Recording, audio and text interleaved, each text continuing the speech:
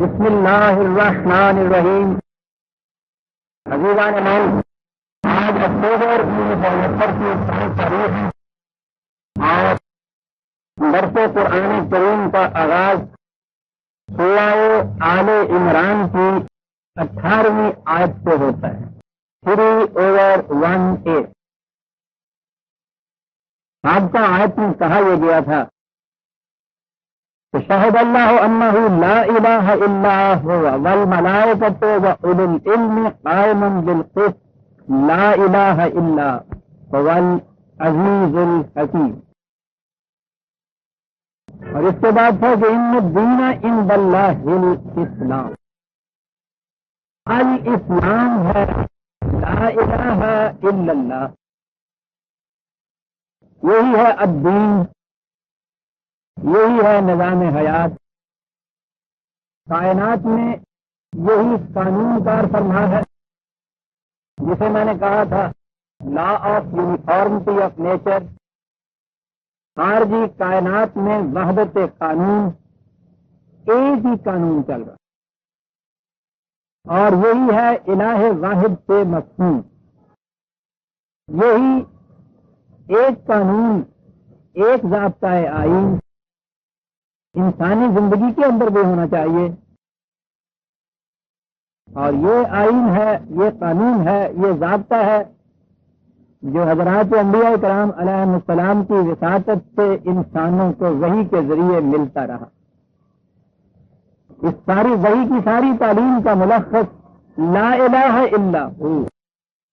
اقرار اور اختیار، معصومیت کا حق، قابل اطاعت قانون صرف ایک کا جسے اللہ کہا جاتا ہے. ان الدین عند اللہ الاسلام. یہ ہے الاسلام، یہ ہے وہ اصولی چیز جسے الاسلام کہا. اور جب یہ عملی شکل اختیار کرے گا انسانی زندگی کے اندر تو یہ الدین ہو جائے. نظام حیات یہ ہے کہ خدا کے سوا کسی اور کی معصومیت اختیار نہ کی جائے، اسے الاسلام کہا جائے. کہا یہ کہ یہی اصول دین تھا جو پہلے دن سے انبیاء کرام کی وساطت سے آتا رہا اور حضور خاتم النبیین صلی اللہ علیہ وسلم پر آ کر تکمیل تک پہنچ گیا. اب دین یہی ہے.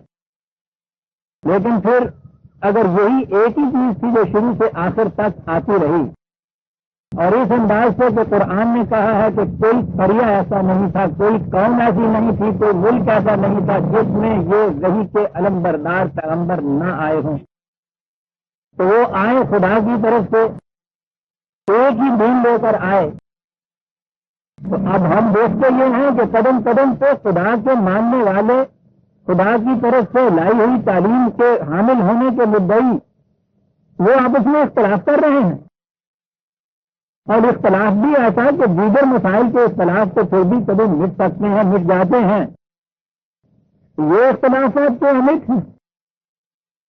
تو یہ کیا ہوا کہ سرچشمہ تعلیم ایک، ہر قوم نے وہی سے اپنا دین پایا اور اس کے بعد کیفیت یہ کہ ایک کی بات دوسرے سے ملتی نہیں. میں ابھی مذاہب عالم کی بات کر رہا ہوں، مختلف مذاہب میں اختلاف. اور اس کے بعد جب آگے چلے آپ ایک مذہب کو لیجئے جسے اسلام کہتے ہیں آپ، اس کے اندر اختلاف. وہاں ایک مذہب کی تعلیم دوسرے مذہب سے نہیں مل رہی، یہاں ایک فرقے کی تعلیم دوسرے فرقے سے نہیں مل رہی. تمام اہل مذاہب خدا پرست کہلانے کے مدعی، یہ تمام مسلمان ایک ہی دین کے پیرے ہونے کے مدعی. وہاں مذہب اور مذہب میں فرق، یہاں ایک مذہب کے تابع فرقے اور فرقے میں فرق. اتنا بڑا اختلاف، یہ اختلاف کہ وہ واقعہ ہو.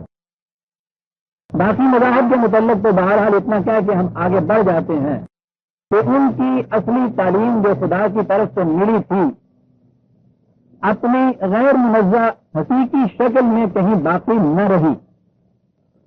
باقی نہ رہی تو اس کے بعد اختلافات ہو گئے، ٹھیک ہے، وہ حقیقی شکل میں ہے ہی نہیں. اگرچہ وہ جو باقی نہیں رہی اپنی اپنی شکل میں، وہ حوادث عرضی اور سماجی سے بھی ایسا ہوا کہ آسمانی صحیفے ان کے یہاں محفوظ نہ رہے، لیکن یہ کم ہوا۔ جہاں ایسا نہیں ہوا وہاں بھی اپنی اصلی شکل میں وہ موجود نہیں ہے۔ خود ان اہل مذاہب نے ان کے اندر اتنی تبدیلیاں تحریف پیدا کر دی کہ وہ اپنی اصلی شکل میں نہ رہی، تو وہاں بھی انسانی ہاتھوں نے کچھ کیا جس کی وجہ سے اختلاف رونما ہوئے۔ لیکن اس سے زیادہ تعجب انگیز شکل تو ہماری ہے کہ خدا کی کتاب اپنی اصلی شکل میں موجود ہے، اور اس کے باوجود اتنے اختلافات، اتنے آپس میں ایک دوسرے کے ساتھ فرقے اور فرقے کے ساتھ مناقشت کی کیفیت، مجادلت کی کیفیت، یہ کیا ہے؟ یہ کیوں ہوا ہے ایسا؟ یہی قرآن بتا رہا ہے، اور یہی سے آغاز کلام ہوتا ہے۔ وَمَا اخْتَلَفَ الَّذِينَ أُوتُوا الْكِتَابَ إِلَّا مِن بَعْدِ جَاءَهُمُ الْعِلْمُ، العلم آ جانے کے بعد یہ لوگ کہ جنہیں کتاب دی گئی تھی، الکتاب آسمانی کتاب جن کو دی گئی تھی، وہی کا علم آ جانے کے بعد جو انہوں نے اختلاف باہمی کیا تو اس کی ایک ہی وجہ قرآن نے بتائی ہے، ان لوگوں کا بغیم بینہم، ایک کا دوسرے پر چڑھ دوڑنے کا جذبہ، میں غالب آ جاؤں، اسے نیچا دکھا دوں، میں چڑھ دوڑوں، بغیم بینہم، یہ ہے وہ نفسیاتی کمزوری، یہ ہے وہ کریکٹر کی پستی، ایک دوسرے پر چڑھ دوڑنے کا جذبہ۔ اب اگر ایک ہی تعلیم ہو، ہر ایک نے اسی کی تبلیغ کرنی ہو، اسی پر عمل کرنا ہو، تو پھر اس جذبے کے تحت بھی کچھ نہیں ہو سکتا۔ وہ اسی صورت میں ہوگا کہ اپنے اپنے ہاں یہ کہا جائے کہ میں جس دین کے اوپر ہوں، میں جن اعتقادات کو لیے ہوا ہوں، یہ سچے ہیں، اس کو جھوٹے ہیں، اور کل حزب بما لدیہم فرحون، پھر ہر گروہ، ہر فرقہ جس مسلک اور جس راستے پہ وہ خود چل رہا ہے اس میں وہ مگن ہو جائے کہ مجھے تو نہ کسی تحقیق کی ضرورت ہے نہ تفتیش کی، میں سچے راستے پہ ہوں، اور باقی سارے جتنے بھی ہیں وہ تمام کے تمام غلط راستے پہ چل رہے ہیں۔ وہ جو کہا جاتا ہے کہ 73 فرقے، ان میں سے 72 جہنم والے، ایک جنت والا، اور 73 کے 73 میں سے ہر فرقہ یہ کہنے والا کہ میں وہ ایک ہوں جو جنت میں جانے والا ہوں، باقی سب جہنم میں جانے والے۔ اور قرآن کہتا ہے کہ جب حالت ایسی ہو جائے تو کل حزب بما لدیہم فرحون، وہ 73 میں تو استثناء ہی نہیں کرتا، ان میں سے ہر ایک مگن ہوتا ہے، نشٹ ہوتا ہے، مطمئن ہوتا ہے، فریب خوردہ ہوتا ہے اس بات پہ کہ میں سچائی پہ ہوں، باقی سب جھوٹے ہیں۔ بغیم بینہم، اس کا نقشہ آپ نے دیکھنا ہے تو ان کے باہمی جو مناظرے اور مباحثے ہوتے ہیں ہمارے ہاں مختلف فرقے والوں کے، کبھی انہیں دیکھیے۔ آج کل تو بہرحال انہیں کچھ اور ہی مصیبت پڑی ہوئی ہے، سیاسی مقاصد سامنے آ گئے، وہ مذہبی چیزیں پیچھے رہ گئیں، ان کی اہمیت ہی بہت کم ہو رہی ہے۔ ذرا اس سے پہلے جب ان کے آپس میں مباحثے ہوا کرتے تھے، بغیم بینہم کی وہاں دیکھنے والی تفصیل ہوتی تھی۔ نظر آ رہا ہے کہ بات غلط ہے، باطل ہے، اڑے ہوئے ہیں، جمے ہوئے ہیں، ایک ٹولہ اپنا ادھر ہے، دوسرے کا ادھر ہے۔ پہلے تو وہ چلتے تھے تشابہات سے، پھر لوگ اماد پہ پہنچے، گالی گلوچ کے بعد لفظ لفظ ہو رہے ہیں، ہر مناظرے کا خاتمہ جھگڑے اور فساد سے ہوتا، اور اس کے بعد جلوس نکل رہا ہے، یہ سات اعظم آ رہے ہیں۔ دلی میں نے دیکھا ایک بہت بڑے مفتی اعظم، ان کا جلوس نکل رہا ہے، سات اعظم زندہ باد، غازی اعظم زندہ باد، مجاہد اعظم زندہ باد۔ میں نے کہا پتہ نہیں پانی پت کی تحصیل وائی فتح کر کے آئے ہیں، پتا لیا کہ صاحب یہ کون سے غازی اعظم مجاہد اعظم ہیں، زندہ باد ہیں، کیا کر کے آئے ہیں؟ کہنے لگے کہ فلاں حضرت صاحب ہیں، کلکتے میں تشریف لے گئے تھے، مناظرہ ہوا ہنفیوں کے ساتھ، اس مناظرے میں آخر میں فساد ہوا، فساد میں گھر لیے گئے، 6 مہینے کی قید ہوئی، آج خیر سے قید سے چھوٹ کے آ رہے ہیں مجاہد اعظم۔ بغیم بینہم، کیا چیز قرآن سے گیا؟ ایک دوسرے کو چڑھ دوڑنے، اس سے آگے بڑھ جانے کا جذبہ۔ آج کل بھی آپ دیکھتے ہیں کس قدر ایک دوسرے کو گالم گلوچ ہو رہی ہے، ایک دوسرے سے پڑ جانے کا۔ بچپن میں جب تصوف کی کتابیں پڑھا کرتے تھے، وہاں ایک بڑی دلچسپ کہانی آتی تھی۔ حضرت دولہ نے ایک دفعہ انتظام کیا کہ بہت بڑی ریاست کی دعوت کی، اس نے مختلف گروہ کے لوگوں کو بلایا، عمراء، وزراء، اہل دربار، علماء، صوفیاء کرام، ہر ایک کے اندر آنے کے لیے الگ الگ دروازہ متعین کر دیا۔ اس نے دیکھا کہ دعوت کا وقت ہو بھی چکا، گزرے بھی جا رہا ہے، علماء کرام کی کرسیاں بھی خالی ہیں، صوفیاء و عوام کی کرسیاں بھی خالی ہیں، سمجھ میں نہ آئے، ان میں سے ایک بھی نہیں آیا۔ باہر جا کے اس نے دیکھا کہ علماء کرام کے دروازے کے باہر بھیڑ لگی ہوئی ہے، ان کی دھکم دھکا ہو رہا ہے، ہارے دن میں سے دھکا دے کے دوسرے کو پیچھے ہٹا رہا ہے، آپ بڑھنے کی کوشش کر رہا ہے، ایک بھی اندر نہیں آ رہا۔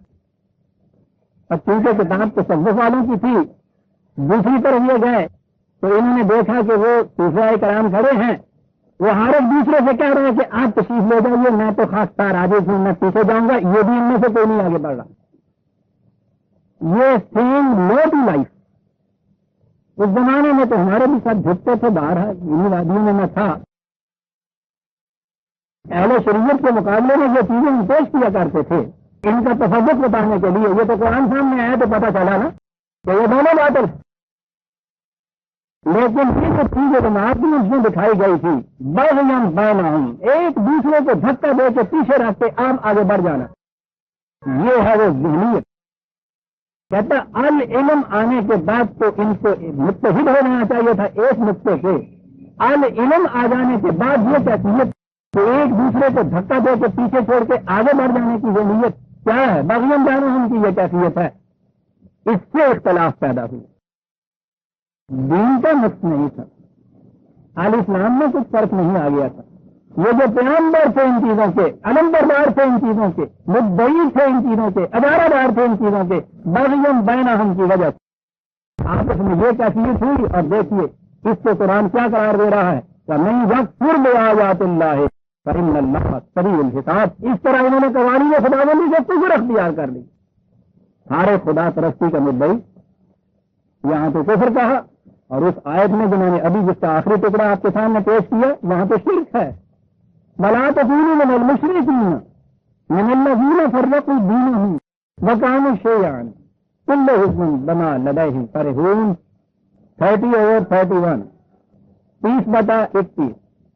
دیکھنا اے اہل ایمان، اے جماعت مومنین، اے مسلمانوں، ایمان لانے کے بعد پھر کہیں مشرک نہ ہو جانا۔ بہت بڑی چیز تھی کے ساتھ اس کے بعد مشرک کیسے ہو سکتا ہے؟ آپ نے کہا یہ ٹھیک ہے تم بتوں کے سامنے نہیں جھکو گے، لیکن ہم بتاتے ہیں کہ شرک کیا ہوتا ہے۔ مشرک نہ ہو جانا یعنی ان لوگوں میں سے نہ ہو جانا جنہوں نے دین میں فرقے بنا لیے۔ یعنی من کھلی ہوئی آیتیں قرآن کی۔ پھر یہ چیز جو اس کے پیچھے اس آڑ میں، اس فکر میں اپنے آپ کو محفوظ کر رہے ہیں کہ نہیں صاحب ہم ایک حق پہ ہیں۔ قرآن کہتا ہے تم نہیں بنا لداہم فرحون۔ پھر ہر گروہ جو ہے وہ مغن ہو جاتا ہے کہ جس چیز پہ میں ہوں وہ حق ہے اور باقی سب باطل پہ ہیں، نہیں قرار دیا۔ اختلاف کیا بغیم بینہم ومن یکفر بآیات اللہ فإن اللہ سریع الحساب۔ قانون خداوندی کا نتیجہ تو اس دنیا کی سرفرازیاں خوشحالیاں ہونا چاہیے تھا۔ دنیا میں جتنے اہل مذہب ہیں عزیزان ایمان، آپ غور کر کے دیکھیے گا وہ سارے ذلت و پستی کی زندگیاں بسر کر رہے ہیں۔ یہ ہے کفر آیات اللہ، قوانین خداوندی سے انکار۔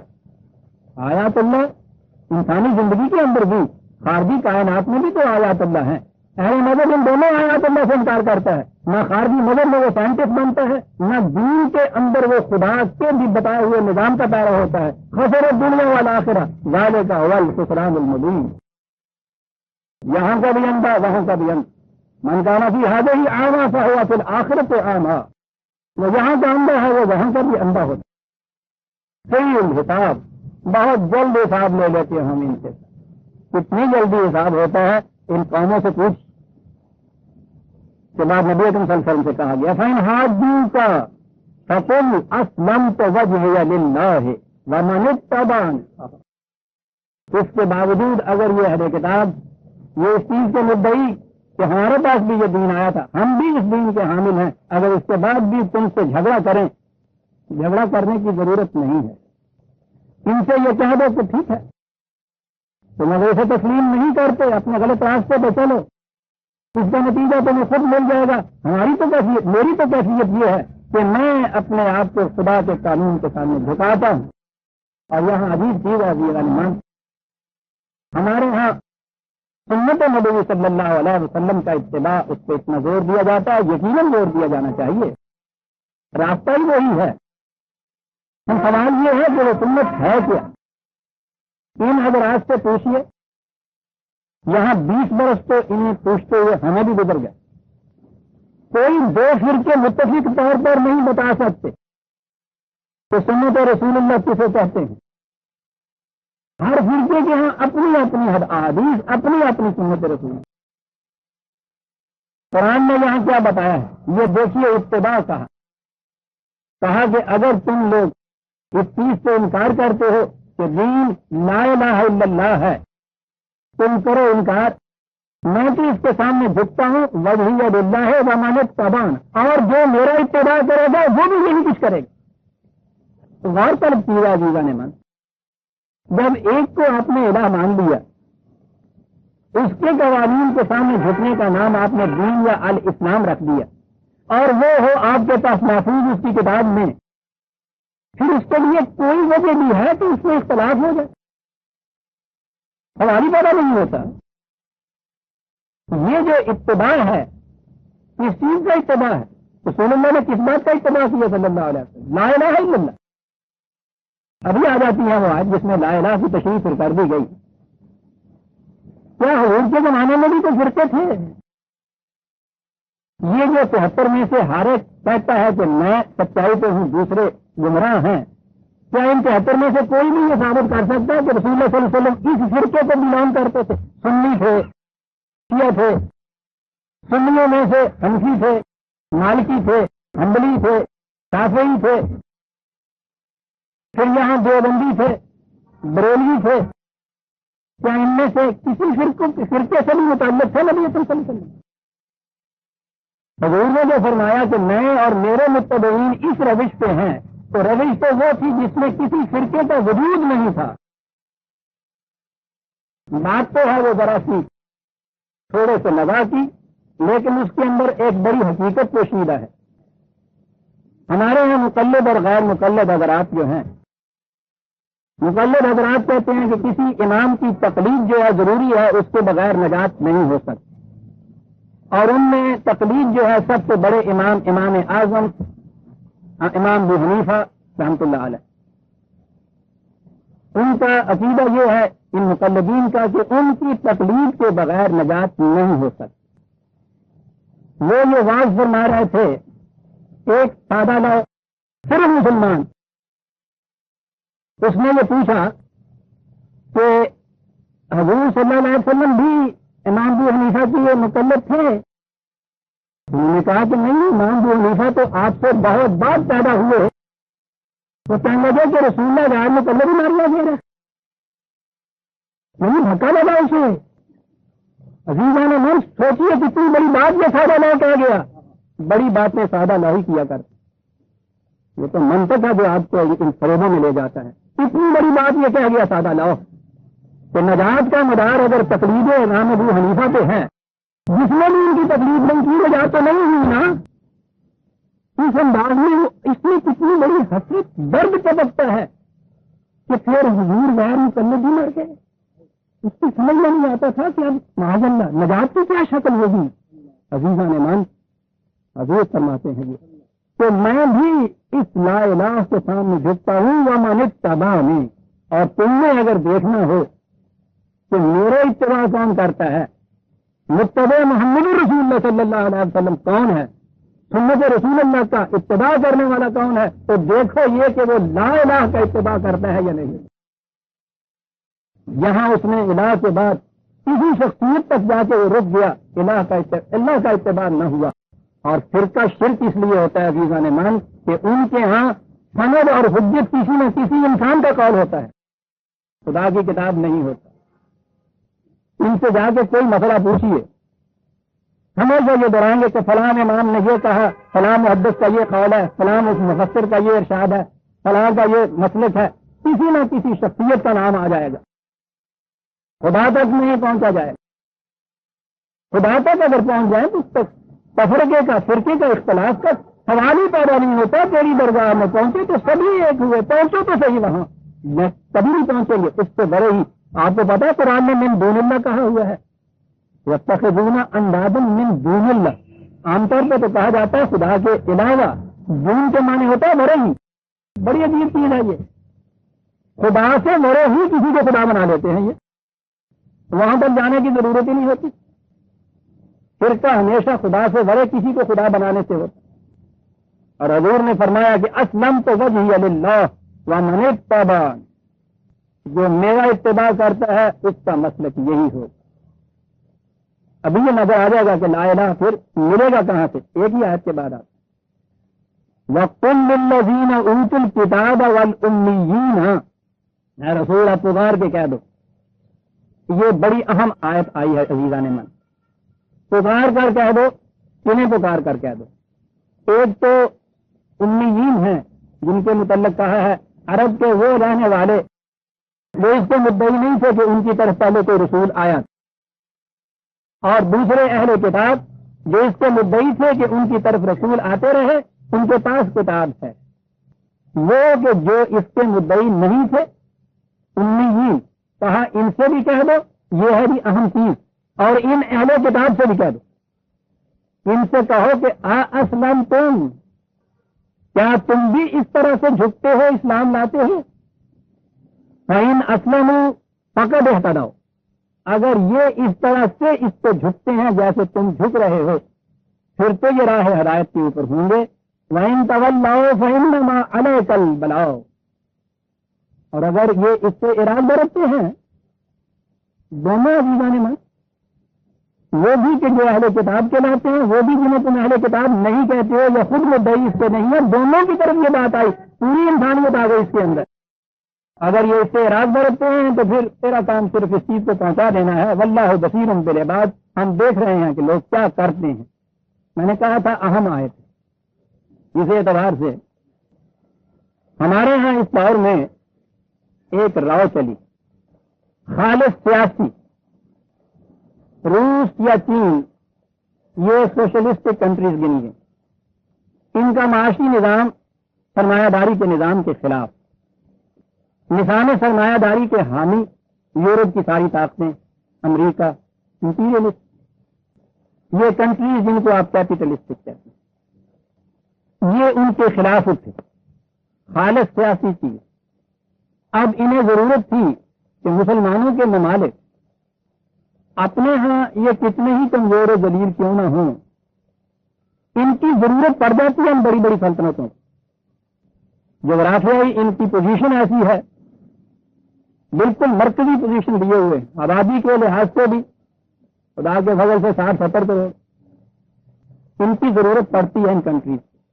اب انہیں اس کی ضرورت پڑی تو حربہ کیا استعمال کیا جائے ان کے مقابلے میں؟ اگر وہ نظام جو ہے اس کو سامنے لاتے ہیں تو یہ ساری کنٹریز جتنی بھی ہیں، یہ ان ڈیولپڈ ملکوں کی، مفلسوں کی، مداروں کی، ان کو تو سوٹ کرتا ہے وہ، جس میں یہ کہا جائے کہ وہاں ہر غریب کو روٹی ملے گی، ان کا تو یہ دعویٰ تھا، تو لامحالہ ان کو یہ سوٹ کر جاتا۔ اگر یہ معاشی نظام کی بات کرتے تو ان کو اپنی طرف کھینچنے کے لیے کوئی چیز بھی کشش تھی نہیں۔ اب کیا کرتے؟ یہ کنٹریز ایسی تھی وہ خدا کو نہیں مانتی، انہوں نے اعلان یہ کیا کہ believers in God unite together, آؤ خدا کے ماننے والے ہم اکٹھے ہو جائیں۔ بہت بڑا نعرہ تھا یہ، محال کام ہو گیا خدا پرستوں کا اور خدا کے منکرین کا، خالص سیاسی چیز، مذہبی رنگ آ گیا اس کے اندر۔ اب خدا پرستوں میں سوائے ان 2-3 کنٹریز کے کہ جو کھلے طور پر خدا کا انکار کرتے ہیں، باقی ساری دنیا خدا پرستوں کے اندر شامل ہو گئی۔ ایک نعرے سے کتنا بڑا عظیم محال مقابلے میں بن گئے ان کے خود ہی، اور یہی چیز جو تھی انہوں نے تو اپنی اس مصلحت کوشی کی بنا پر یہ چیز کہی، ورنہ یہی خدا پرست ہر روز جو اپنے ساتھ دوسرے خدا پرستوں کے ساتھ کرتے ہیں وہ تو معلوم ہے. یہ دونوں خدا پرست ہیں نا، اسرائیل بھی اور عرب بھی. انہوں نے تو اس سیاسی اعتبار سے مصلحت کی بنا پہ یہ کہا. آپ حیران ہوں گے کہ مسلمانوں نے بھی یہ دوہرانا شروع کر دیا.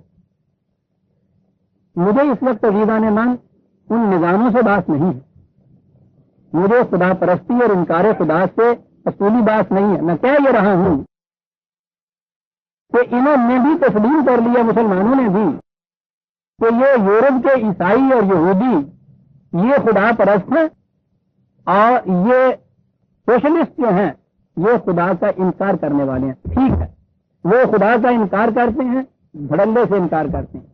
سوال یہ ہے کہ کیا مسلمان جو قرآن کو خدا کی کتاب مانتا ہے وہ یہود اور نصارہ کو خدا پرست مان سکتا ہے؟ کیا قرآن تفریق کرتا ہے ان کے اندر؟ اگر وہ خدا کے ماننے والے ہیں یعنی قرآن انہیں تسلیم اگر کرتا ہے، یوں کہیے یہ دئی تو ہر ایک خدا کو ماننے والا، خدا کو ماننے کا ان میں سے اگر قرآن انہیں ایسا تسلیم کرتا ہے تو پھر تو آپ کہہ سکتے ہیں. اور اگر قرآن کریم ان کو کافر اور مشرک کہتا ہے تو پھر آپ کون ہوتے ہیں یہ کہنے والے خدا پرست؟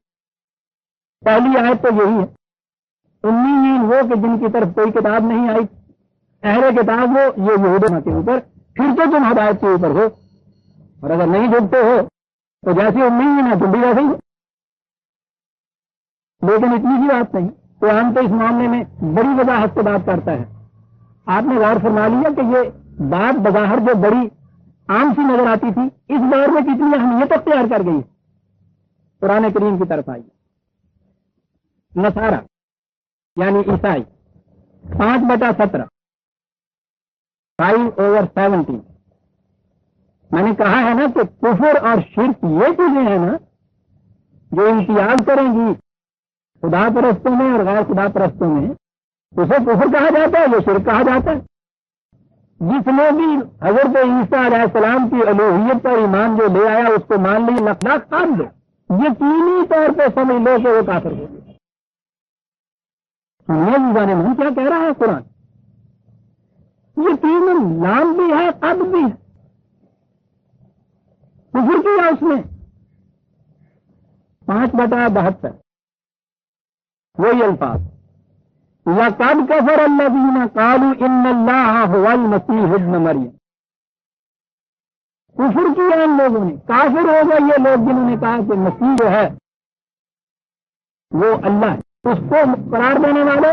اور آگے بڑھیے ایک ہی آیت چھوڑ کے تمہیں اس سے اگلی آیت 73، لقد كفر الذين قالوا ان الله ثالث ثلاث. تثلیث کو ماننے والوں نے بھی کفر کیا. کون سا عیسائی ہے جو ٹرینٹی میں بلیو نہیں کرتا، تثلیث میں بلیو نہیں کرتا؟ تثلیث کہہ رہا ہے قرآن. یہود اور نصارہ دونوں کے متعلق ہے یہ تو نصارہ کے متعلق 9/30 9/30 وقالت اليہود عزیر ابن اللہ وقالت النصارى المسیح ابن اللہ. یہودیوں نے عقیدہ رکھا عزیر اللہ کا بیٹا، عیسائیوں نے عقیدہ رکھا مسیح اللہ کا بیٹا. زیادہ کا قولوں ہم بے افواہہم، اپنے منہ کی گھڑی ہوئی باتیں. یظاہرون قول الذین کفروا من قبل، یہ انہی کا قول دہراتے ہیں جس قسم کے کافر اس سے پہلے بھی تھے. قاتلہم اللہ، اللہ تمہیں تباہ کرے. اما یہ سکون کدھر بڑھتے چلے جا رہے ہو. یہود اور نصارہ دونوں عزیزان من. اگلی آیت، یہاں تو عزیر حضرت مسیح ان کو ابن اللہ کہنے کی بات تھی. آگے سنیے کفر اور شرک کیا ہے. اتخذوا احبارهم ورهبانهم اربابا من دون اللہ والمسیح ابن مریم. ان کی کیفیت یہ ہے کہ اپنے علماء اور مشائخ کو ہی یہ اپنا الہ بنا لیتے ہیں. یہ ارباب من دون اللہ آ گئی نا بات وہی، اور مسیح کو بھی یہی درجہ دے رہے ہیں. کہا کتنا بڑا کفر ہے. وما امروا الا لیعبدوا الہا واحدا. ان سے کہا تو یہ گیا تھا کہ الہ واحد کی معبودیت اختیار کرو. تو قرآن ان کو مشرک قرار دے رہا ہے. تو انہوں نے خدا کے ساتھ من دون اللہ کن کن لوگوں کو خدا بنا لیا. یہ استنباط نہیں ہے مشرک قرار دے رہا ہے. لا الہ الا ہو ایمان یہ ہے سبحانہ عما یشرکون. یہ جو شرک کرتے ہیں اس کے ساتھ وہ اس کو بہت بلند اور پاک ہے. مشرک قرار دے رہا ہے, کافر قرار دے رہا ہے, مشرک قرار دے رہا ہے حجیزہ نے. اور کس قسم کے کافر اور مشرک؟ یریدون ان یطفئوا نور اللہ بافواہہم. ان کی تو منظم کوشش یہ ہے کہ خدا کے اشتراک کو بجھا دیں اپنے بھوکے مار مار کر. اس قسم کے کافر اور مشرک. وَيَأْبَى اللَّهُ إِلَّا أَن يُتِمَّ نُورَهُ وَلَوْ كَرِهَ الْكَافِرُونَ. اور خدا یہ ارادہ رکھتا ہے کہ اپنے نور کا اہتمام کرے گا اگرچہ یہ کافر اسے کتنے ہی ناپسند کیوں نہ کرے. کافر مشرک چراغ خداوندی کو بجھانے کے ڈرتا ہے. قرآن میں یہ قرار دے رہا. اور آگے چلے یہی 9/29 اسی کے ساتھ ایک آیت پہلے اور سنیے کتنا اور واضح ہوگی. یہ کافر اور مشرک اس صورت میں یہ مومن ہو سکیں گے کیا اپنے ہاں اپنے طور پہ یہودی یا نصرانی رہتے ہوئے؟ سنیے عزیزان من اور دیکھیے کہ قرآن کریم ان میں اور دوسرے کفار میں کوئی فرق کر رہا ہے. قاتل الذین لا یؤمنون باللہ ولا بالیوم الآخر.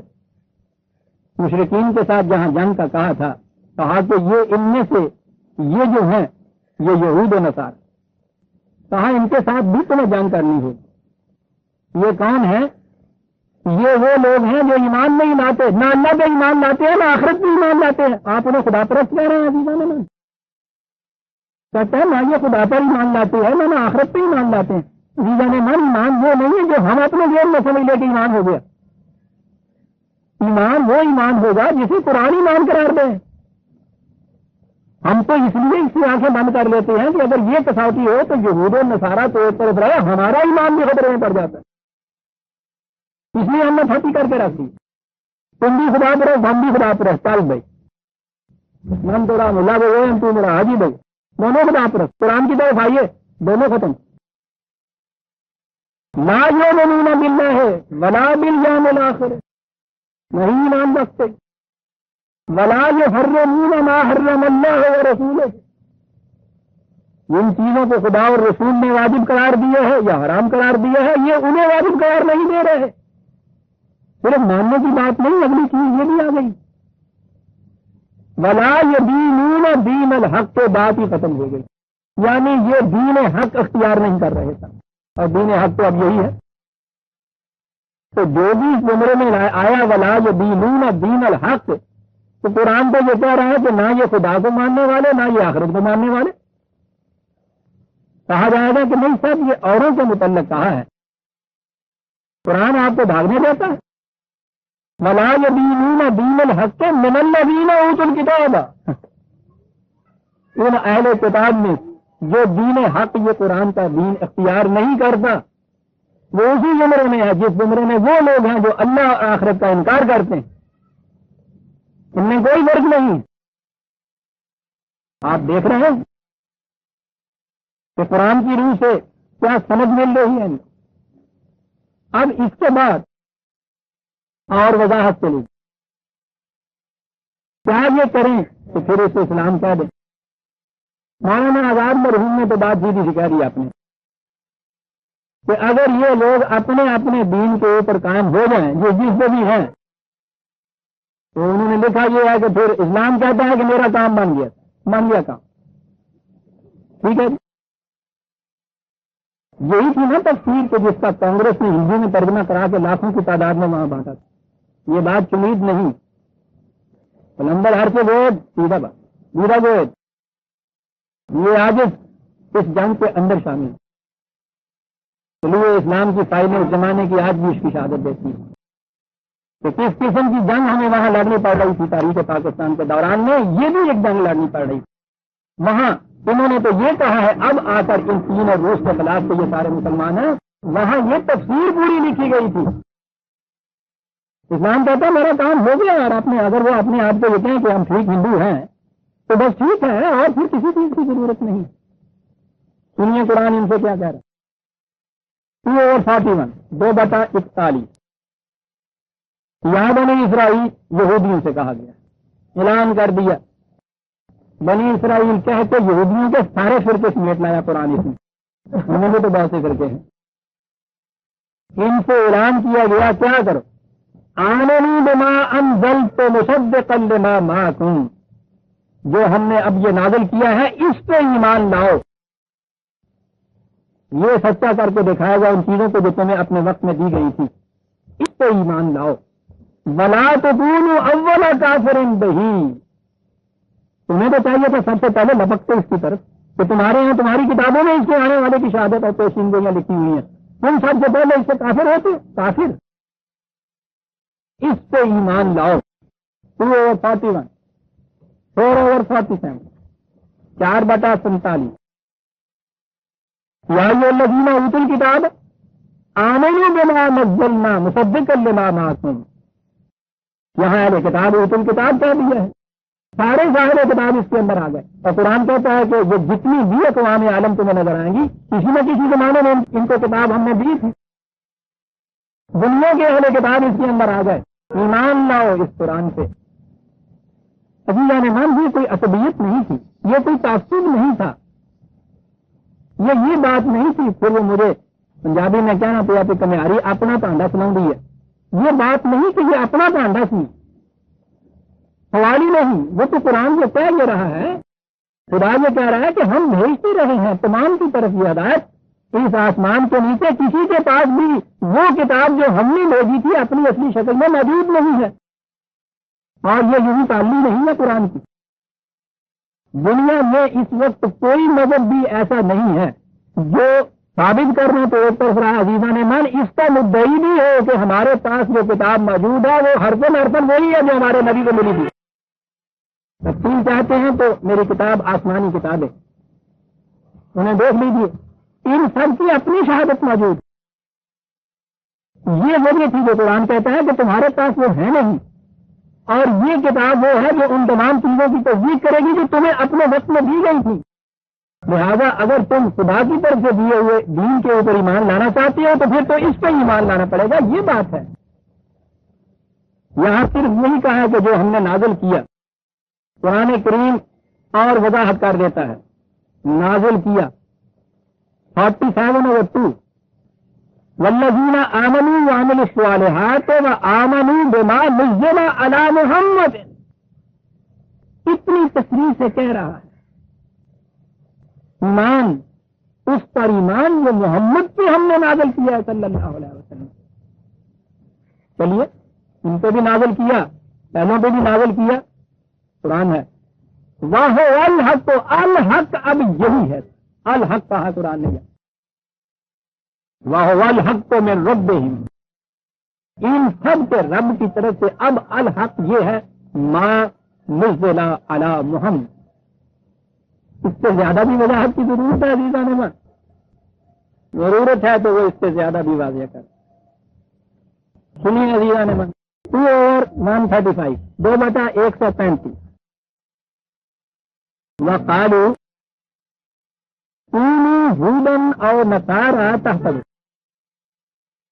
یہ کہتے ہیں کہ یہودی ہو جاؤ، عیسائی ہو جاؤ، پھر تم ہدایت پالو، قل بل ملت ابراہیم حنیف، کہا یہ یہودی یہ نصارہ جو تم کہتے ہو یہ تو خدا کے دین میں فرقے بنائے ہوئے ہیں، مورث والا ان سب کا ابراہیم، کہتے آؤ تمہیں بتائیں کہ ملت ابراہیمی کیا تھی، ملت ابراہیمی یہ تھی کہ ما کان من المشرکین، تم تو مشرکین میں سے ہو، وہ مشرکوں میں سے نہیں تھا، دین حق وہ ہوگا جو شرک میں جس کے اندر ہو۔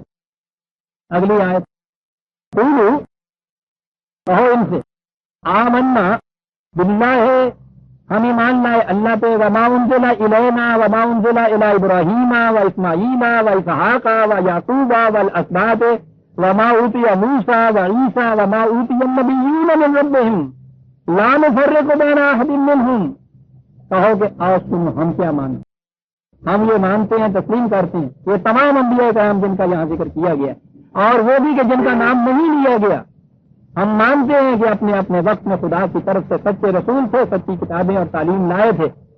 ہم ان میں کسی میں فرق نہیں کرتے ان کے رسول ہونے کی جیت سے. وَنَحْنُ لَهُ مُسْلِمُونَ، اور ہم صرف اس کے قانون کے سامنے جھکتے ہیں. اس طرح سے ہم مشرکین میں نہیں رہتے. کہو کہ یہ ہے ہماری ملت، یہ ہے ہمارا مسلک. اور اس کے بعد عزیزان ایمان، فَإِنْ آمَنُوا بِمِثْلِ مَا آمَنْتُمْ بِهِ فَقَدِ اهْتَدَوْا، اگر یہ ایمان لائے اس طرح جیسے تم ایمان لائے ہو، پھر یہ راہ ہدایت پہ سمجھے جائیں گے. وَإِنْ تَوَلَّوْا فَإِنَّمَا هُمْ فِي شِقَاقٍ، اور اگر اس سے یہ دوسرا راستہ اختیار کرتے ہیں، اراد برتتے ہیں، تو سمجھ لیجیے کہ یہ دوسری راہ کے اوپر چلے ہوئے ہیں، مخالفت میں ہے اس دین کی. یہ فَسَيَكْفِيكَهُمُ اللَّهُ وَهُوَ السَّمِيعُ الْعَلِيمُ، کوئی بات نہیں ہے. اگر یہ یوں نہیں آتے اور مخالفت کرتے ہیں تو تمہارا کچھ نہیں بگاڑ سکیں گے. دین خداوندی تمہارے لیے کافی ہے. خدا سمیع اور علیم. عزیزان ایمان، اس قسم کی کئی اور آیات پیش کی جا سکتی. میں اسی لیے اکتفا کرتا ہوں. میں پوچھتا یہ ہوں، ان کی موجودگی میں انہیں خدا پرست کہا جا سکتا؟ قرآن تسلیم کرتا ہے ان کی خدا پر ایمان، اللہ اور آخرت پہ ایمان کو تسلیم کرتا ہے قرآن ان کے. وہ کہتا ہے کہ یہ لوگ جو نہ خدا پہ ایمان رکھتے ہیں نہ آخرت پہ ایمان رکھتے ہیں. تو قرآن کریم کے نقطۂ نگاہ سے یہ جنہیں ہم اہل کتاب کا ایمان کہتے ہیں وہ اسے ایمان نہیں قرار دیتے.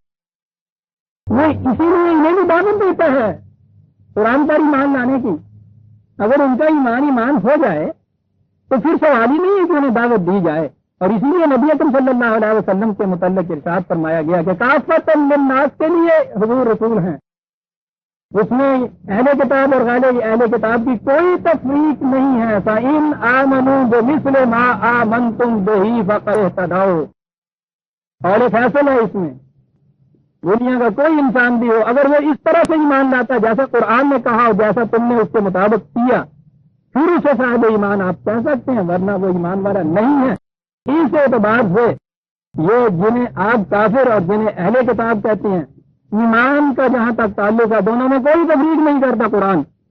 یہ صرف ایک معاشرتی تعلق تھا جس کی بنا پر اس نے یہود اور نصارہ کی عورتوں سے شادی کی اجازت دی تھی. وہ بھی اجازت کی بات تھی عزیزان ایمان. اور اجازت کے معاملے میں بڑی اہم بات درمیان میں آ گئی ہے. یہ بڑی اصولی بات ہے کہ جسے ہم اجازت کہتے ہیں، پرمیسو جو چیز ہے وہ فریضہ نہیں ہوتا. اسلامی نظام کو یہ حق پہنچتا ہے کہ اگر حالات کبھی ایسے پیدا ہو جائیں تو جس چیز کی صرف اجازت ہے قرآن کو، اس اجازت کو وہ عارضی طور پر روک بھی سکتا ہے. جیسے گوشت حلال ہے ہمارے لیے، لیکن آپ کو پتا نا کہ 2 دن ہفتے میں بند کر دیا جاتا ہے. یہ چیز ہے، فریضہ نہیں ہے اس کا کھانا، اجازت ہے اس کی. اسی طرح سے یہ جو اہل کتاب کی عورتوں سے شادی تھی اس کی اجازت دی گئی، لیکن حضرت علی رضی اللہ تعالیٰ عنہ کے زمانے میں یہ جو عورتیں ان کی طرف سے آئیں، پھر سلطنت وسیع ہو گئی تھی، انہوں نے سیاسی ریشہ دوانیاں شروع کر دی اور انہوں نے اس اجازت کو روک لیا. کہا تھا یہ نہیں اجازت دی جا سکتی. تو صرف یہ معاشرتی ایک تعلق تھا جس کی بنا پہ اتنی سی جو ایکسیپشن قرآن نے کی تھی وہ یہ ہے. ورنہ جہاں تک ایمان لانے کا تعلق ہے، صاحب ایمان آپ اسی کو کہیں گے، خواہ وہ اہل کتاب ہو یا غیر اہل کتاب، جو قرآن کے بتائے ہوئے انداز پر ایمان لائے. اس کے بغیر نہ خدا پہ ایمان ہے، نہ آخرت کا ایمان آخرت کا ایمان ہے. اور اسی لیے قرآن نے کہا اس آیت کے بعد کہ ان الذین یکفرون بآیات اللہ، یہ لوگ جو خدا کے قوانین سے کفر برت رہے ہیں، یہی کہہ دی ہے اس نے. تو وہ یقتلون النبیین بغیر حق، کیفیت ان کی یہ ہے کہ خدا کے نبیوں کو ناحق قتل کرتے، ان کے در پہ تقریب ہوتے. وہ یقتلون الذین یامرون بالقسط من الناس، اور جو بھی ان کو اٹھ کے کہتا کہ صاحب انصاف پہ چلو، ظلم نہ کرو، تو ان کے بھی در پہ قتل ہو جاتے یہ لوگ. ان کی تو کیفیت یہ ہے فبشرہم بعذاب علیم، اعلان کر دیں ان کے لیے دردناک عذاب کا. دردناک عذاب ان خدا کے ماننے والوں کے ہاتھوں سے ان کو مل گیا تھا، کفر کی وجہ سے نہیں، ان کی ان حرکتوں کی وجہ سے کہ انہوں نے ان کے مقابلے میں اٹھ کے جنگ شروع کر دی تھی. یہ لوگ جو اس طرح ایمان نہیں لاتے انہیں عزیزان ایمان قرآن کیا کہتا ہے؟ اولئک الذین حبطت اعمالہم فی الدنیا والآخرۃ، اس دنیا اور آخرت دونوں میں ان کے اعمال، جسے کہتے ہیں حبط اعمال، رائے گاہ جانا جسے ہم کہتے ہیں، رائے گاہ کے معنی یہ نہیں ہوتے کہ نتیجہ خیز نہیں ہوتے، نتیجہ تو ہر عمل کا نکلتا ہے۔ رائے گاہ کے معنی ہوتے ہیں کہ امام جو سمجھ کے کہتے ہیں کہ ایسا نتیجہ اس کا مرتب ہوگا، وہ نتیجہ مرتب نہ ہو، اس کے خلاف نتیجہ مرتب ہو۔ یہ جس نظام کی پیروی کرتے ہیں اس کے متعلق ذہن میں تو یہ ہے نا کہ دنیا میں بھی سرفرازیاں اور خوشحالیاں ملیں گی، آخرت بھی سنور جائے گی، لیکن اگر ایمان یہ ایمان نہیں ہے، لا الہ زندگی کا عملی ضابطہ نہیں ہے، تو پھر اپنے اپنے طور پہ تم جو جینے ہیں کرتے رہو، اسے خدا کی عبادت اور اس کی پرستش اور نیک عملی کی زندگی بھی کیوں نہ کہو، وہ نتیجہ مرتب نہیں کر سکتی جو تو آپ اپنے ذہن میں سمجھے ہوئے ہو۔ یہ بڑی عجیب چیز ہے عزیزان من۔ ایک تو یہ ہے بے عملی، تو کچھ کرے ہی نہ انسان، کچھ کرے گا نہیں تو اس کا نتیجہ کوئی نہیں نکلے۔ دوسری چیز ہے کہ انسان کام کرتا ہے لیکن صحیح فارمولے کے مطابق نہیں کرتا، اب وہ محنت بھی کرتا ہے، کام بھی کرتا ہے، نتیجہ وہ نہیں نکلتا جس نتیجہ نکالنے کے لیے وہ کام کر رہا تھا، اس لیے کہ فارمولہ غلط تھا۔ اسے کہتے ہیں حبط عمل۔ بڑی عبادت کرتے تھے ان کے رہبان، ان کے سینس، اب جب مرتب نہیں ہوتا نتیجہ تو نتیجے کو آخرت پر اٹھا رکھتے ہیں۔ کیا ہم بھی یہی نہیں کر رہے عزیزان من؟ کیا ہمارے اعمال وہ نتائج مرتب کر رہے ہیں جو قرآن نے کہا تھا کہ ایمان و اعمال صالحہ یہ کہے گا؟ قرآن نے یہ کہا تھا کہ ایمان اور ایمان صالحہ والوں سے کوئی کافر کبھی غالب آ ہی نہیں سکتا، سیدھی سی بات۔ لیس علی المؤمنین سبیل، مومنین پہ ان کا غلبہ ہو ہی نہیں سکتا۔ تو میں پوچھتا ہوں جسے ہم اعمال کہتے ہیں، اعمال شریعت جسے کہتے ہیں، اعمال طریقت جنہیں ہم کہتے ہیں، کیا ان کا نتیجہ یہ مرتب ہو رہا ہے کہ کوئی کافر ہم پہ غلبہ نہ حاصل کر؟ اب تو بن واسطہ اور بلا واسطہ غلبہ ہی نہیں کہے ہمارے۔ تو یہ جو اعمال ہم کرتے ہیں شریعت کے مطابق، کیا ہوا ان اعمال کا؟ حبطت اعمالہم، رائے گاہ گئے یہ ہمارے سارے اعمال۔ نتیجہ دنیا میں بھی، اور جب دنیا میں رائے گاہ گئے آخرت میں بھی، اس میں عمل کا نتیجہ تو اس زندگی کا حسین ہو جانا ہے عزیزان من۔ اگر یہ حسین نہیں ہوتی تو حسن جا کے آخری عمر میں تو آیا نہیں کرتا۔ حبط اعمال وما لهم من ناصرین، ایسے لوگوں کا دنیا میں حقیقی مددگار کوئی نہیں ہوتا، ایکسپلائٹر ہوتے ہیں، یاد رکھو۔ کیا بات کہہ دیا، کوئی دوست نہیں ہوتا، یاد رکھو، سب سودا کرتے ہیں۔ کیا ہوا؟ کیوں اختلافات ہو گئے؟ کیوں حبط اعمال ہوا؟ آ گئی وہ بات عزیزان من جس کے لیے میں کہتا تھا کہ اہم چیز آ رہی ہے آگے۔ بہت ہمیں کہ اختلاف کرتی ہیں بغیوں دونوں ہوں، نہیں کہتا ہوں الحمد للہ بالکل بالکل کے مطابق اب تو یہ رہے نہیں قانون، اس کے پیش پر ہمارے یہاں رواج اور شریعت دونوں باہم چلتے تھے متوازی، لیکن عدالتوں کے اندر ہم نے سنا پوچھا جاتا تھا جج کی طرف سے پہلے شریف سے، تو تم شریعت کے مطابق فیصلہ چاہتے ہو یا رواج کے مطابق؟ تو پہلے سے انہوں نے پتا ہوتا تھا کہ سارا کچھ نہیں ہے شریعت کے مطابق۔ الحمدللہ بھی مسلمان تو شریعت کے مطابق فیصلہ نہیں جائے گا، ہاں جی مسلمان شریعت کے مطابق، اور جو نہیں تو پھر کیونکہ سادہ تو رواج چلتا ہے گا، اور پھر رواج کو آپ اکثر بات بڑی دور کری جاتی ہے عزیزان من، جانے دیجیے وقت کیا ہے، وہ بھی تو درمیان میں آپ کاؤنٹ کیجیے گا نا، سب ہائے ہجر کے بھی درمیان میں آئیں۔ آپ کے ہاں فقہ حنفی میں عرف کو شریعت مانا گیا ہے اور عرف رواج کو کہتے ہیں جی، تو فوراً لے آتے تھے۔ تو شریعت تو ایک وہ کہ جو ان کتابوں میں فقہ کی کتابوں میں، آگے میں بتاتا ہوں قرآن تک تو نہ یہ پہنچتے تھے نہ وہ پہنچتے تھے جو فقہ کی کتابوں میں۔ دوسری شریعت عرف کو بھی تو شریعت تسلیم کیا گیا ہے، تو ان دونوں میں سے جسے مان لیجیے شریعت کے مطابق ہو گیا، یہ ہوتی تھی منطقی دلیل۔ راہوں رہوں دل کو یا پیٹوں جگر کو، یدعون الی کتاب اللہ لیحکم بینہم ثم یتولی فریق منہم. کیا بات آگے قرآن کہہ گیا، وہم موردون. یہ راز برتنے کی تو ذہنیت ہو گئی ہے ان کی. یہ نہ کہیے کہ اس معاملے میں انہوں نے راز برتا ہے اس لیے برتا ہے کہ راز برتنے میں فائدہ تھا. ان کی تو ذہنیت وہم موردون، ذہنیت ہی یہ ہو گئی ہے ان لوگوں کی کہ راز برتا جائے. یہ عزیزان من بنیاد اختلاف کی، بنیاد تفرقے کی، فرقہ بندی کی، کہ کتاب اللہ کی طرف بلایا جائے تو وہاں سے اعراض بڑھتا جائے.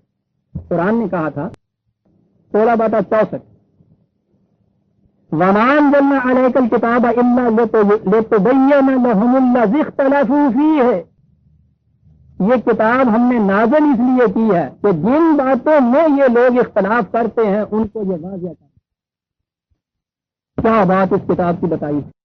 جتنے اختلافی امور ہیں ان لوگوں کے ان میں یہ وضاحت کے حق وہدی ورحمۃ لقوم یؤمنون. اور جو قوم پھر اس پہ ایمان لائے گی، کہا رحمت اور ہدایت تو اس کے پاس آ گئی، کیونکہ اس نے تو بتا دینا ہے ہر اختلافی معاملے میں، اس نے بتا دینا ہے کہ حق کی راہ کون سی ہے. سن لیا آپ نے اس کتاب کی موجودگی میں اختلاف. دوسری جگہ ہے 42/10 42/10 وَمَا اخْتَلَفْتُمْ فِيهِ مِنْ شَيْءٍ. کوئی اختلافی بات تمہارے اندر آ جائے، کتنی اہم چیز ہے عزیزان من، کوئی اختلافی معاملہ آپ کے اندر آ جائے، کیا کرو؟ فَحُكْمُهُ إِلَى اللَّهِ. اس کا فیصلہ خدا سے لے لیا کرو. خدا سے کیسے فیصلہ لے لیا کرو؟ اللہ میاں کے ہاں تو جا نہیں سکتا آدمی. سن لیجیے خدا کا فیصلہ کہاں سے لیا جائے. 5/44. اور سن لیجیے کہ ایمان والا کسے کہتے ہیں اور کافر کسے کہتے ہیں. عزیزہ من جگر تھام کے سنیے گا. کہا کہ وَمَن لَّمْ يَحْكُم بِمَا أَنزَلَ اللَّهُ فَأُولَٰئِكَ هُمُ الْكَافِرُونَ. جو بھی خدا کی اس کتاب کے مطابق فیصلے نہیں کرتا انہی کو تو کافر کہا جاتا ہے. معاملہ ختم ہو گیا. آپ یہود و نصارہ کو مومن بنا رہے تھے، سنیے ہم کہاں جا کے رکتے ہیں. جو بھی کتاب اللہ کے مطابق حکومت نہیں کرتا، حکم من لم یحکم، حکومت کہتے ہیں فیصلہ کرنے والی اتھارٹی. جو بھی کتاب اللہ کے مطابق فیصلے نہیں کرتا کافر ہوں. بات انہیں کو تو کافر کہتے ہیں. مانتے رہیے آپ اپنے ذہن، خدا کو بھی مانتے ہیں، رسول کو بھی مانتے ہیں. ہم تو پانچوں ارکان اسلام اجزاء ایمان جو ہیں ہم کو مانتے ہیں. قرآن کہتا ہے من لم یحکم بما انزل اللہ فاولئک هم الکافرون. بات تو عمل کی ہے. یہاں فیصلے کس سے لیتے ہو؟ معاملات کے تصویر کیسے ہوتے ہیں، قانون کیسے بنتا ہے. اب لا الہ الا اللہ کے معنی سمجھ میں آ گئے نا. الہ اس کے سوا کوئی نہیں. الہ صاحب اقتدار، صاحب قانون، اتھارٹی، ساورن اتھارٹی.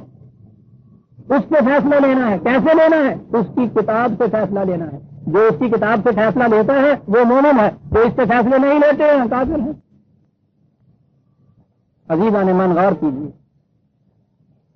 کیا اس کے بعد بھی قرآن کریم کے بعد بھی کوئی فریب میں رہ سکتا ہے کہ مومن کسے کہتے ہیں اور کافر کون ہوتا ہے؟ کیا اس کے بعد بھی وہ دعوت جو آ رہی ہے بلیورز ان گاڈ کی، معاف فرمائیے گا، قرآن کی روح سے اگر آپ نے فیصلہ لینا ہے تو پھر تو بلیور ان گاڈ تو آپ کو ملے گا نہیں. پھر تو پلڑا ہی ان کا بھاری ہو جاتا ہے جو نہیں مانتے ہیں. اولئک هم الکافرون.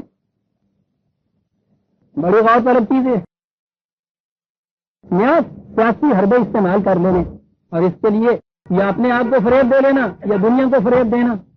میں نے عرض کیا تھا ان پہ تو گلا نہیں ہے، اس لیے تو انہوں نے تو یہی سن رکھا تھا کہ ہم بھی خدا مانتے ہیں، یہ بھی خدا کو مانتے ہیں، اس لیے انہوں نے تو کہہ دیا. میں پوچھتا ہوں ان سے جن کے سامنے یہ کتاب ہے، یہ کیسے مانیں گے ماننے والے خدا کو؟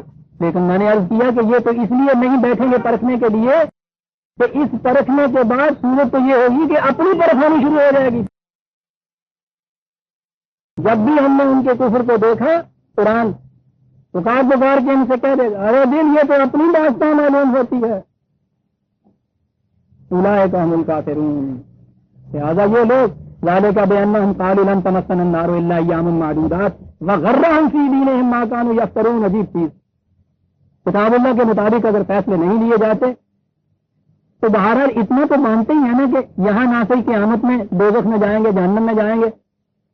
کہا انہوں نے اس کے لیے ایک عقیدہ بنا لیا کہ وہ چند دن جن میں ہم نے وہ سبت کے دنوں میں دکانیں کھول لی تھی، مچھلیاں پکڑ لی تھی، وہ ہیں کچھ دن جن میں ہم نے جہنم میں جانا ہے. آپ کو معلوم ہے ان کے یہاں کا یہ عقیدہ کہ اتنے دن بھی کیوں جانا ہے؟ یہ کہتے ہیں کہ ہمارے ہاں کے جو شفیع ہیں، شفاعت کرنے والے، ان کے بزرگ، وہ اس دوران میں اللہ میاں کے پاس ہوں گے، معاملات کے فیصلے کرتے، اور یہاں فیصلے جن جن کے ہوتے چلے جا رہے ہوں گے ان کو جنت میں جہنم میں بھیج دیں گے. تو جہنم میں ہمیں یہ بھیج دیں گے اتنے وقت کے لیے جتنے میں وہ وہاں سے فارغ نہیں ہوتے. ہاں جی، اتنے وقت کے لیے. تو یہ جہنم میں جا کے کہیں ہوں گے وہ چھوٹی ہی طرح ہم کٹھا ٹنگے آیا، اتنے وقت کے لیے جہنم میں جائیں. غرہ ہوں سی دین، اتنا بڑا فروغ ہے جو دین کے معاملے میں. اتنی خود فروغی میں مبتلا ہے، کیسی سیلف ڈسپشن. انہوں نے اتنا تو مانا کہ چند ہی دنوں کے لیے صحیح اپنی بدعملی کی وجہ سے جہنم میں جائیں گے. یہ امت ہے ایک خدا کے معبود کی جو کہتے ہیں کہ جائیں گے ہی نہیں صاحب، باہر سے بچوا لیے جائیں. لیکن ان میں ایسے بھی ہیں جو مانتے ہیں کہ نہیں، پہلے بھیج دیے جائیں گے، باہر سے بخشوا لیے جائیں تو پھر تو عدل نہیں رہتا نا. وہ عدل کا بھی تقاضا پورا کرنا کوئی کسے آتا ہے جیسا بھی جان. عدل کے تقاضے کی بنا پہ خدا جہنم میں بھیج دے گا، اور شفاعت کے تقاضے کی بنا پہ پھر نبی اکرم صلی اللہ علیہ وسلم وہاں سے نکال کے جنت میں لے جائیں. یہ ہے اہل شریعت، ان کو پھر بھی جانا پڑتا ہے. یہ ان کے طرف اللہ ایام معدودات، کچھ دنوں کے لیے جانا پڑتا ہے. اہل طریقت کہتے ہیں کہ صاحب واہ تم انتظار کرتے رہو وہاں بیٹھے ہوئے، یہ ان سے 4 قدم پہلے پہنچے ہوئے ہوں گے. بڑی دلچسپ چیز ہے تقویت القلوب، حضرت خواجہ نظام الدین اولیاء لکھا ہوا یہ ہے کہ جنت میں دیکھیں گے لمحہ تو بہت لوگ وہ ہوں گے کہ وہ جنہیں وہ ملا ہی نہیں تھا ٹکٹ وہاں جانے کا. جنت کے دروازے کے اوپر رضوان کھڑا ہوا ہے، گیٹ کیپر، ٹکٹ کلکٹر.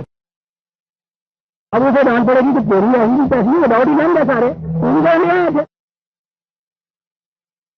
وہ جواب نہیں دے گا جڑا سردار جی دے اردو میں. سردار جی کی کوٹھی پہ یہاں سے باہر پہرے والا کھڑا ہوا، سنگین لگائی ہوئی، بندوق لگائی ہوئی کھڑا ہے.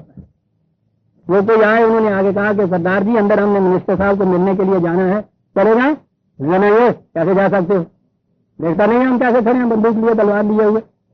اس نے کہا جی وہ 2 آدمی جو ہیں وہ تو چلے جا رہے ہیں. انہوں نے کہا کہ انہوں نے سانو پوچھا جی کہتے ہیں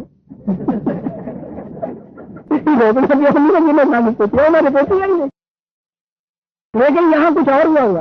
عزیزان مان ان کتابوں کے اندر یہ چیزیں لکھی ہوئی موجود ہیں، آپ دیکھ سکتے ہیں، میرے پاس موجود ہیں. وہ یہ کہیں گے کہ جن کا نے رب بھی ہوں مجھے تو پتہ ہی نہیں ہے کہ یہ کیسے چلے گئے. حضرت صاحب اندر مسکرائیں. تو انہوں نے لکھا ہوا ہے کہ ہر پیر اپنا جو کمبل ہے، آپ کو پتہ لگا کہ کمبل کیوں لیا ہوتا ہے.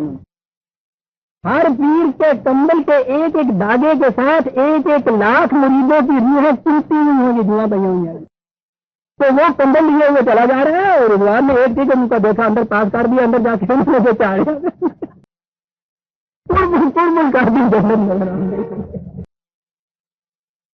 ابھی جانے من کیا سنتے ہیں اہل شریعت کو، تو پھر بھی چند دن کے لیے وہ کہتے ہیں انتظار کرنا پڑے گا. بہرحال باہر سے نبی اکرم صلی اللہ علیہ وسلم ان کے عقیدے کے مطابق خدا سے لے کے جائیں گے. کون نبی اکرم صلی اللہ علیہ وسلم جن سے یہ کہلوایا گیا قرآن میں کہ ان سے کہہ دو کہ اگر میں بھی خدا کے کسی حکم سے معصیت کروں تو میں بھی عذاب یوم عظیم سے ڈرتا ہوں. وہ جو لوگوں کو کروڑ در کروڑ کو کہتے ہیں کہ مجرمین کو لے جائے گا بخشوا کے، وہ اپنی ذات کے متعلق یہ کہہ رہا ہے میں بھی اگر خدا کے حکم کی سرکاری کرتا ہوں ڈرتا ہوں عذاب یوم عظیم سے.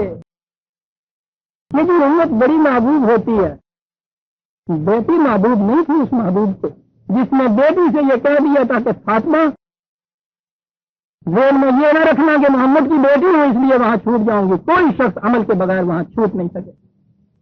کیا یہ فاطمہ رضی اللہ تعالیٰ عنہ کیا یہ امت میں بھی شامل نہیں تھی؟ لیکن یہ بھی حدیث بیان کر دی جاتی ہے، وہ بھی بیان کر دی جاتی ہے. اس لیے کہ قرآن کی یہ آیت نہیں بیان کی ہے. کہا کہ غرہم فی دینہم ما کانوا یفترون، جو انہوں نے وضع کیا ہے یہ وضعی روایات جو ہیں انہوں نے دین کے معاملے میں خود فریبی میں مبتلا کر دیا ہے. ان کو کیا انداز ہے قرآن کے بات کرنے کا عزیزان. ہاں ٹھیک ہے کوئی بات نہیں، کرتے رہو وضعی روایات سے اپنے دل کو بہلاتے رہو، کیا بات. فَكَيْفَ إِذَا جَمَعْنَاهُمْ لِيَوْمٍ لَا رَيْبَ فِيهِ، پوچھو ان سے کیا ہوگا پھر اس دن جس دن جمع کیے جائیں گے، اس دن جس میں کوئی شک و شبہ نہیں ہے، یوم مقافات عمل. فَكَيْفَ، پوچھو ان سے جو اس وقت تو خود فریبی میں مبتلا ہو، اپنے آپ کو فریب میں مبتلا، کیا ہوگا اس دن جس دن کے آنے میں کوئی شبہ نہیں ہے. کون سا دن ہے عزیزان ایمان؟ کیا ہوگا اس دن؟ یہاں بات یہی چلی آ رہی تھی نا کہ وہ یہودی وغیرہ 3 دن کے بعد ان کو جتنے شاخے ہیں دے جائیں گے، یہاں محبوب کی امت والے یوں لے جائیں گے، اہل طریقت پیر صاحب کے کمبل کے ساتھ چلے جائیں گے. یہ ایک دن جس کے آنے میں کوئی شبہ نہیں ہے. وہاں کیا ہوگا اس دن میں؟ وفیت کل نفس ما کسبت، جو کمائی کسی نے کی ہوگی وہ ملے، پوری ملے. عدل کیا ہوگا؟ ہم لا یظلمون، کسی پر زیادتی نہیں ہوگی. وہ دن ہے جس کے آنے میں کوئی شک و شبہ نہیں. 2-4 منٹ زائد لیتا ہوں اس لیے کہ لفظ ایسا آ گیا. کیا کروں عزیزان ایمان، الفاظ ہی تو ہیں جن کا مجموعہ قرآن ہے، اور یہی تو اعجاز ہے اس قرآن کا. نفس ما کسبت، کسب آپ بھی جانتے ہیں، کمائی، اس کا ترجمہ ہم کرتے ہیں. یہ وہ عمل ہوتا ہے کہ جس کا صلہ، جس کا معاوضہ آپ کو ملتا جاتا ہے. شام میں کی کمایا نہیں تھی، وہ گلا دیکھتا ہے نا اپنا، پھر کہ کیا کمایا. آج تک کوئی بھی کمائی نہیں ہوئی. کوئی چیز آپ کے پاس ہوتی ہے جسے آپ کمائی کہتے ہیں، کمانا کہتے ہیں اس کو ہیں، تو جس آپ کی محنت کا نتیجہ ساتھ کے ساتھ آتا چلا جائے. آپ دیکھیے کہ انہوں نے مقافات عمل کی روح سے عمل کی بجائے یہ کسب اور کیا کہ بات کیا کہی قرآن نے، وہ فری الحساب جو ہے. ہمارے یہاں تو صورت یہ ہے کہ ادھر سے تم کام کرتے چلے جاتے ہو، جس طرح سے کمائی والے کو پیسے ملتے چلے جاتے ہیں، اسی طرح سے تمہارے ہر عمل کا نتیجہ جو ہے وہ ہم دیتے چلے جاتے ہیں، ساتھ کے ساتھ. غفلت موازین، سفت موازین، دونوں پلڑوں کے اندر ہم ڈالتے چلے جاتے ہیں ساتھ کے ساتھ، ادھر بھی. اور اس کے بعد پلڑا ایسا کھڑا ہے کہ وہ ایک پرزہ بھی ادھر پڑتا ہے بتا دیتا ہے کہ اتنا ہو گیا، ادھر پڑتا ہے اتنا ہو گیا. فری الحساب. اس دن وفت یا کل نفس ما کسبت، یہ کمائی جو ہے ہر ایک کی، ہر ایک کو پوری دی جائے گی. اور وہاں جو ہے وہ 2 لفظ اور وہاں لہا ما کسبت و علیہا ما کسبت مکتسبت. میں نے اس دن بھی عرض کیا، یہاں لہا و علیہا کہہ کے یہ کہہ دیا. لہا کے لیے عام طور پہ عربی زبان میں لام آتا ہے فائدے کے لیے، بہتری کے لیے، بھلائی کے لیے، خوشگوار نتائج کے لیے. علا عام طور پر آتا ہے مخالفت کے لیے، کسی کے خلاف جانے والی. یہ ما کسبت کی کمائی جو کسی کے حق میں جانے والی ہے وہ بھی اس کو مل جائے گی، اور جو کسی کے خلاف جانے والی ہے وہ بھی اس کو مل جائے گی، پوری کی پوری. وَهُمْ لَا يُظْلَمُونَ، کسی پر کسی قسم کا ظلم نہیں ہو. کہا یہ ہے صحیح عقیدہ، نہ یہ کہ کوئی اس کی وجہ سے جنت میں چلا جائے گا، کوئی اس کی وجہ سے جنت میں چلا جائے گا. یہ وہ دن ہے. کہا تو قرآن میں یوم ہے، لیکن آپ تو جانتے ہیں کہ یوم کے معنی تو یہ دن نہیں ہوتا کہ ڈے بریک، صبح سے شام تک کا جو عرصہ ہوتا ہے اسی کو کہتے ہیں. عربی زبان میں یوم وقفہ، لمحہ، مدت، میعاد، پیریڈ، ایرا، یہ سب یوم کہلاتا ہے. اس لیے یہ کہیے مقافات عمل کا وقت، جب نتائج سامنے آتے ہیں. یہ تو جب میں آؤں گا آگے آخرت اور قیامت پر تو اس میں یہ چیزیں آپ کے سامنے آ جائیں گی. بات سامنے آ گئی تو عرض کر دوں کہ میری یہ کتاب آخرت کے متعلق جو ہے، جس میں ان تمام چیزوں کے متعلق میں نے قرآن کے حقائق دیے ہیں. اللہ کا شکر ہے کہ معرفت القرآن کی وہ آخری کڑی تکمیل کو پہنچ گئی، چھپ رہی ہے. کنونشن تک امید ہے آپ کے سامنے آ جائے گی، یہ چیزیں اس میں آ جائے گی کہ یہ پھر یوم کیا ہے، کب واقعہ ہوتا ہے، یہ سمجھ لیجئے کہ جب اس نے فری الحساب کہا ہے تو وہ تو ہر سانس کے اندر آپ کے یہاں قیامت موجود ہے. آپ کے ہر عمل کا اثر آپ کی ذات پہ مرتب ہوتا چلا جاتا ہے. یہی نظام ہے, یہی وہ چیز ہے جسے لے کے آپ آگے جاتے ہیں. وَهُمْ لَا يُظْلَمُونَ, کسی پہ ظلم نہیں ہوگا. عزیزان ایمان, سورہ آل عمران کی آیت 24 تک آ گئے. 25ویں آیت آگے جو آ رہی ہے بڑی اور اہم, اس اعتبار سے کہ بڑی تفصیل طلب ہے. قُلِ اللَّهُمَّ مَالِكَ الْمُلْكِ